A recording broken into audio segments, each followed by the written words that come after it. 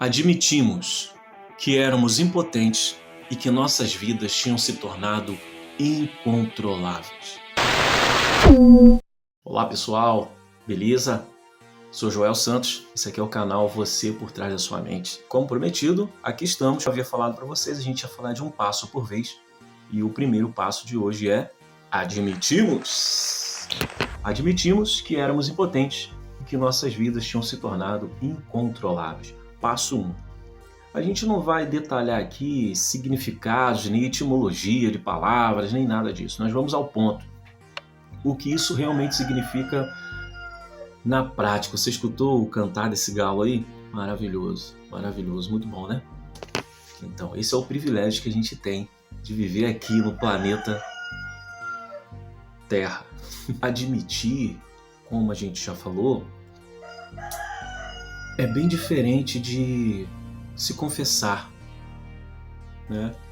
Esse barulhinho da natureza é excepcional, excepcional. E eu tô aqui com a janela agora entreaberta aqui, e é bem de manhãzinha, bem cedo, e eu tô tendo o privilégio, embora eu não moro num lugar de roça, como é o meu sonho, mas eu ainda moro num local pouco desenvolvido, então ainda tenho esse privilégio de escutar um passarinho cantar, o galo cantar de manhã, e isso não tem preço. Isso tem a ver com os passos que vamos falar aqui também, né? Mas admitir, vamos lá. Como eu sempre falo, né? Sempre falo isso com as pessoas que eu converso, né? Tive o privilégio de falar com narcóticos sobre isso, né? Esse passo do admitir. Os narcóticos conhecem muito bem os 12 passos, né? Alguns recitam de capa a capa, de trás para frente. Alguns aplicam realmente, mas outros têm uma ideia errada do que isso realmente significa, né? Você admite, ponto. Você passa a admitir todos os dias para você mesmo. Você vive um único dia. A partir daquele dia que você admitiu, sua vida toda se transforma em um único dia. Por isso a fraseologia dos narcóticos anônimos, né? Só por hoje. Que você passa a viver um dia de cada vez. A sua vitória, a sua conquista, ela é diária. Ela é minuto a minuto, a cada 24 horas. Então, quando você admite, é para você mesmo. Você passa daquele momento em diante a ter uma nova forma de pensar. Você não vive mais para os seus desejos e para a sua ganância, para o que você quer, para o que você está sentindo. Você não é mais escravo de você mesmo. Por quê? Porque você admitiu que era impotente e que a sua vida tinha se tornado incontrolável. Então agora você abriu espaço para ajuda, para conselho, para alguém te alertar. Você já admitiu, então você não se irrita mais. Se alguém falar com você assim, olha, você está diferente hoje, está acontecendo alguma coisa, isso não te causa mais irritabilidade. É o que você quer que as pessoas façam mesmo. Isso não te coloca na posição de coitadinho, ou de indisciplinado, ou de indigno, porque não, você era coitado e indigno e indisciplinado no seu uso da sua droga de preferência, da sua substância de preferência, seja ela qual for. Aí sim você estava nessa condição. Agora você admitiu, você é livre. Nada mais te abala, né? Você não é melindroso mais. Que ninguém possa te dar um conselho, que ninguém possa te dar um alerta, te apontar as setas. Olha, você está indo no caminho errado. Olha, isso aí que você está fazendo não está muito bem não, lembra? Que foi assim que você caiu da última vez? Foi assim que você teve aquela recaída lá? Isso não te abala mais. Ouvir isso não é mais para você motivo de irritação, né? Ou de descontentamento. Você não fica mais assim perturbado com isso e nem se sente mais um coitado. Admitimos que éramos impotentes. Vamos nessa parte aqui. É quando você entende que você não tem mais o controle sobre as suas emoções. Que sentido? Você atravessou o espelho? Você se tornou agora um PQ? Que a gente chama de... Você se tornou um paciente psiquiátrico agora? Não, não necessariamente. O que pode acontecer? Porque o uso contínuo causa dano cerebral. E você pode atravessar o espelho e se tornar um paciente psiquiátrico. Então a terapia e talvez outro tipo de psicologia não vai mais funcionar para você. Mas é muito difícil que isso tenha acontecido ainda com você se você está assistindo esse vídeo aqui.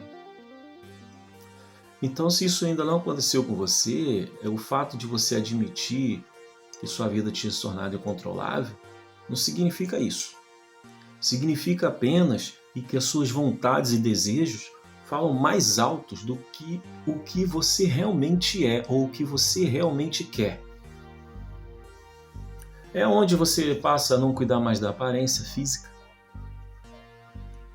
Né? Você passa a não ser mais vaidoso, o mínimo que seja. Você perde todas as barreiras de sensibilidade. Se antes era inadmissível para você faltar um dia de trabalho, você não aceitava isso, que você era ordeiro e competente e responsável, agora não faz diferença se você ficar com fome na rua, ir lá na lata do lixo, começar a revirar e passar um parente seu atrás, seu filho, seu amigo lá do serviço, para você, porque a sua vida se tornou incontrolável. Você é impotente com respeito a você mesmo. Você não consegue dar um passo adiante. Você não consegue sair dessa situação. E as pessoas que te observam dizem assim: como que ele não consegue ver que a vida dele está acabando? Não consegue. Não consegue. O desejo de se satisfazer com tudo e qualquer coisa fala mais alto. Por isso, a palavra, o termo adicto, escravo. O escravo tem vontades? O escravo ele decide por ele? Não. Não importa o que ele sinta, não importa o que ele queira, ele vai fazer o que o outro quer que ele faça. Na primeira ordem, ou ele vai apanhar, vai ser ridicularizado e forçado a fazer, mas ele vai fazer de qualquer maneira. Então é assim com você mesmo. Lembrando que você não é a sua consciência. Você é o ser que analisa a sua consciência. Certo? Então quem está escravo aqui? É a sua consciência. Você não consegue mais dominar o que você sente. Por isso eu falo bastante aqui no canal. É você por trás da sua mente. A partir do momento que você consegue entender isso, que é você quem domina você mesmo, e você consegue dialogar com você mesmo e ponderar e analisar o que se passa na sua mente, você não é mais escravo de nada, nem de ninguém. É você que decide. É você quem decide se você vai tomar mais uma xícara de café, se você vai atender a campainha, se você vai nessa festa, se você vai ou não usar esse tipo de roupa, se você vai raspar a cabeça e deixar a barba crescer. A opinião das pessoas não importa mais.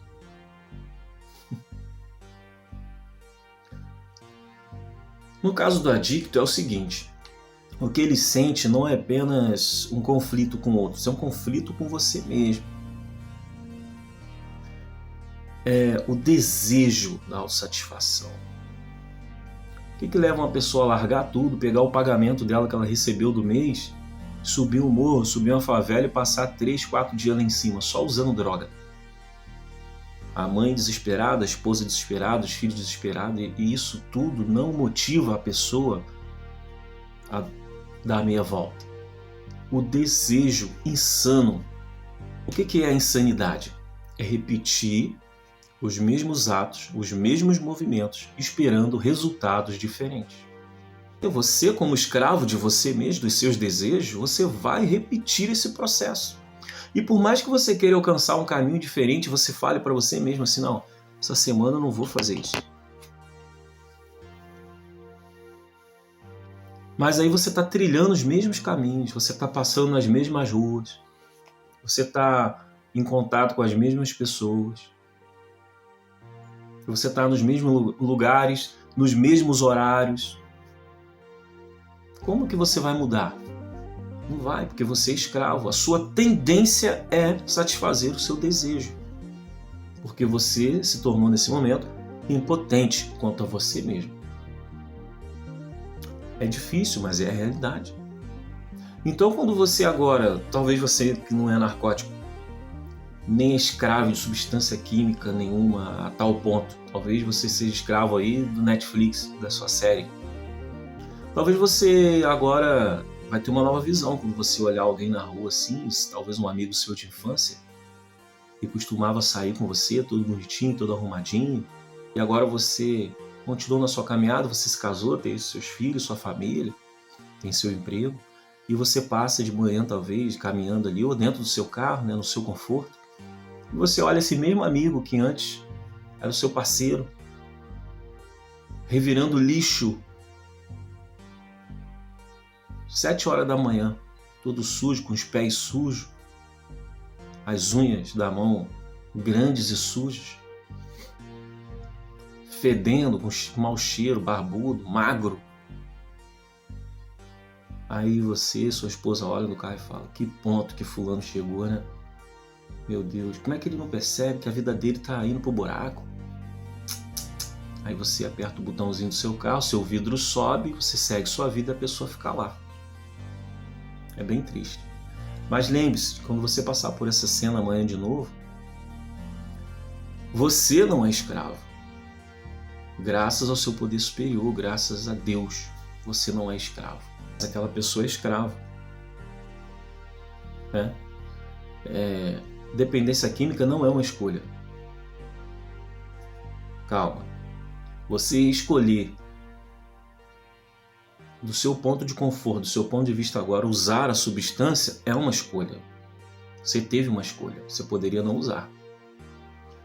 Mas a partir do momento que você se torna adicto ou escravo, você não tem mais uma escolha. Por isso você precisa, depois de muitos anos, depois de muito tempo, admitir que a sua vida se tornou incontrolável. Você se tornou impotente. Então, a partir do momento em que a substância te fisga, em que você é escravo do desejo da sua substância, seja ela qual for, você não tem mais escolha, você é escravo. Então essa pessoa que você viu lá revirando lixo, todo sujo, os pés molhados, fedendo, ela não tem uma escolha mais. Ela precisa ser sacolejada, ela precisa ser tocada de novo no coração. Alguém precisa dar a essa pessoa uma carta de alforria para que ela não seja mais escrava. Alguém precisa ajudá-la. É o que a gente vai ver nos próximos passos. Sozinho a pessoa não sai dali, daquela situação, ela não vai sair. Ela é um doente terminal, ela vai se matar, ela vai morrer. Consigo entender a gravidade? Está conseguindo entender a gravidade? Isso não passa na televisão. Quando a gente vê esses vídeos aí da Cracolândia e tal, né? O que os jornalistas falam? E o governo não faz nada. Resumindo, é isso, né? Como é que pode? Tem que haver uma ordem pública, algum tipo de dinâmica para resolver essa situação. É lindo, né? O governo tem dinheiro. Será que eles não podem fazer nada? É bonito falar isso, né? A questão é que o buraco é muito mais embaixo. Aquela situação ali dessas pessoas que você vê assim, elas são zumbis, verdadeiros zumbis. São doentes terminais. Você pegar uma pessoa dessa, dar um banho nela, fazer a barba, dar comida, botar dentro da sua casa, amanhã ela está na rua e ainda rouba uma mobília sua. Ela não tem mais escrúpulos, ela não responde mais por si mesma. Ela é escrava dos desejos. Se ela tiver que te dar uma facada para conseguir o que ela quer, ela vai fazer. Mesmo que você tenha ajudado ela com uma sopa quente, um casaco, e feito uma oração para ela ali. Ela não está nem aí. Ela vai se aproveitar da situação, do que você tem a dar, e depois vai usurpar ainda o que você tem e vai voltar para o uso. Porque o uso fala mais alto, seja do que for. Sexo, drogas, químicas, jogo, seja o que for. É difícil. É bem difícil. Eu acho que a mudança começa na gente, que não é narcótico. Começa em você e em mim. Como? A visão que a gente tem por essas pessoas, a verdadeira forma de ajudar. É claro, nós não somos ONGs, né? Talvez você aí não tenha o poder na sua mão, nem o dinheiro para poder sair por aí agora ajudando todo mundo. Não é essa a ideia. Ajudar não é isso. Isso é para quem pode fazer isso. E geralmente quem pode fazer isso não quer. Olhar com outros olhos, porque uma porcentagem, uma fatia bem grande aí da população brasileira, ainda não estudei esses números não, mas eu posso trazer aqui uma outra hora para vocês. Uma parte bem grande da sociedade brasileira aí tem algum familiar, direto ou indireto, um parente ou um amigo próximo que está nessa situação. Geralmente, uma família aí composta de marido, esposa e 2 filhos, aí você tem os sogros, os cunhados, as tias, os primos de primeiro, segundo, terceiro grau. Um contexto familiar bem grande, que é a cultura do Brasil hoje, né? Geralmente tem um ou mais familiares envolvidos no submundo ou do crime ou das drogas. Então, aí que eu falo que essa mudança deve começar onde? No nosso olhar para com essas pessoas. Porque a gente não sabe muito bem como agir diante disso, concorda? A gente meio que ou escorraça a pessoa, né? Ou a gente acolhe da maneira errada, dando a ela combustível para ela continuar no uso. Eu cheguei a ouvir relatos de uma mãe, impressionante isso, mas talvez você já tenha passado por isso também, onde alguns familiares foram questionar ela, né? Por que ela deixava dinheiro em casa para o filho, sabendo que ele era usuário de droga, estava envolvido com mais associações na rua envolvendo o crime e era um perigo para a família. Por que ela deixava dinheiro fácil assim em cima da cômoda, em cima da estante para ele, né? E isso desestimulava ele a trabalhar e conseguir o próprio dinheiro, visto que a mãe sempre deixava o dinheiro ali. Então, outros parentes preocupados foram questionar a mãe sobre isso. A resposta dela foi o seguinte: eu prefiro deixar o dinheiro aqui para ele pegar e comprar a maconha dele, fazer o que ele quiser, do que saber que ele está na rua aí, ou que ele precise roubar ou pedir aos outros. Então, o que a gente tem? Você conseguiu entender? É difícil, porque o adicto, a pessoa que está sofrendo as mãos da criminalidade, da substância, do seu vício, da sua escravidão, seja qual for, ele adoece a família toda também. A família toda fica doente. Como que a gente julga uma mãe dessa? Talvez você fique irado, assim como eu fiquei quando eu vi essa situação. E você pensa, é inadmissível, tá errado, pô. Eu não faria desse jeito. Mas você não tá nas drogas. Eu não tô nas drogas. Você acorda de manhã, você tem seu cafezinho, seu pãozinho, por mais humilde que seja. Você tem sua cama para dormir, né? E o adicto? O escravo? E a mãe que tem medo de perder um filho? De alguém bater na porta lá? Olha, seu filho acabou de tomar um tiro ali, morreu. Olha, seu filho foi preso. E a família que passa por isso? É difícil. Então o nosso olhar tem que mudar, né? Nós, talvez quando eu digo isso, eu não estou falando aqui de uma posição de caridade, né? Onde a gente vai sair por aí abraçando todo mundo, falando palavras boas, porque isso também não funciona nada, não ajuda em nada. Vamos combinar, né? Mas de maneira talvez mais prática. Se eu não posso ajudar de maneira prática, uma palavra de consolo, me colocar à disposição talvez para estar com a pessoa de corpo presente, poder ajudá-la e acalentar de alguma forma, porque talvez para o filho dela, para o parente que está lá nas drogas, não tem mais jeito mesmo não, ele vai morrer. Essa é a realidade, gente. Entendeu? Então quando a gente admite que a nossa vida se tornou incontrolável, né? Admitimos que éramos impotentes. Então, quando a gente faz isso e admite que a gente não tem mais o controle, você é impotente, você não consegue mais.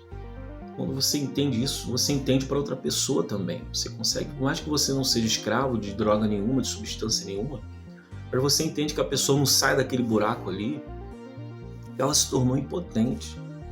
Ah, mas ele tinha uma escolha de não usar. Tinha, agora não tem mais. Não tem mais. Né? Não tem. Aquela velha história, não adianta chorar pelo leite derramado, já acabou. A pessoa já se perdeu, já foi fisgada pelo vício. Então falar isso e ter essa visão agora não adianta mais. Ah, mas a família não ajudou. Não ajudou, está no passado. O lema dos narcóticos é só por hoje, vivo hoje. Quer salvar essa pessoa? Salva hoje. Se ela tiver que sair desse mundo aí, ela vai sair hoje. E ela vai ficar limpa só por hoje, eternamente. Entendeu? Então agora a dinâmica para ajudar uma pessoa dessa é outra. É outra. Conseguiu entender agora como que o buraco é bem mais embaixo? Talvez você fique irado, com raiva de alguma situação que aconteceu com você especificamente. Talvez você foi roubado. Talvez alguém da sua família sofreu por isso. Você passou maus lençóis por isso. Mas cuidado com a visão que você tem. Não deixa a sua ira, a sua raiva tomar conta de você. Quando eu falo isso para você, eu falo para mim também. Porque eu tenho um olhar pessoal sobre isso. De vez em quando eu fico muito chateado com o que eu vejo por aí. Só que não está nas minhas mãos. A gente vai ver ao longo dos outros passos que não está na sua mão e nem na minha, nem na do adicto. Nem da pessoa que está ali no uso. Não depende dela também. Só dela. Ah, uma questão de querer, tem que ter força de vontade. Bonito falar isso, né? É tão bonito falar isso. A pessoa tem que ter força de vontade. Né? Enfim. Mas eu acho que você conseguiu entender, né? Tem algumas coisas que não dá nem para falar aqui. Eu acho que eu até já me excedi aqui. Mas acho que você conseguiu entender o que significa admitir que é impotente e que a vida se tornou incontrolável. Então, se você é um adicto, meu amigo, se você é escravo de qualquer tipo de substância, eu estou falando com você que faz uso de narcóticos, faz uso dos seus desejos de maneira nociva, prostituição, drogas, jogo, seja o que for.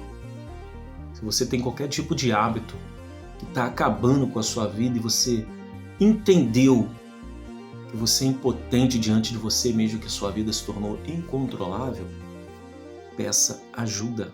Sozinho você não consegue. Se renda. Se renda. Aprenda a dominar a sua mente. Aprenda a dizer não. Aprenda a dizer sim. É fácil? Absolutamente. Não é nada fácil. E talvez, muito provavelmente, no seu processo você tenha recaídas. Mas não desista.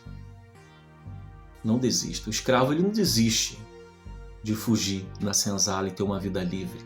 Ele nunca desiste. Ele nunca desistiu. Entendeu? Então, não desista. Não desista de você mesmo. Não desista do que você quer. O que você quer. Não do que a sua mente quer. Do que o seu coração e a sua mente pecaminoso e insano quer. Você. Afinal de contas, é você quem domina a sua mente.